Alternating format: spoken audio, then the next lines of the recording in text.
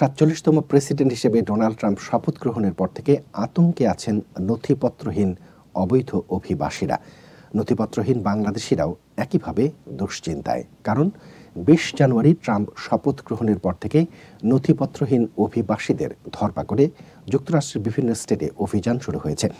New ইয়র্কের ব্রুকলিনে Fulton এলাকা থেকে ৪ বাংলাদেশিকে গ্রেফতার করেছে immigration and customs enforcement. New ইয়র্কে অভিবাসীদের নিয়ে কাজ করা আইন কর্মকর্তা খাদিজা মুনতাহা রুবা বলেন, নিউ ইয়র্কের ব্রুকলিন বরোর ফুলটন এলাকা থেকে আড্ডা দেয়া অবস্থায় নথিপত্রহীন ৪ বাংলাদেশিকে গ্রেফতার করেছে আইস। এ সময় তারা সাদা পোশাকে ছিলেন। প্রত্যক্ষদর্শী এক বাংলাদেশি বলেন, ফুলটন এলাকায় তারা আড্ডা দিচ্ছিলেন।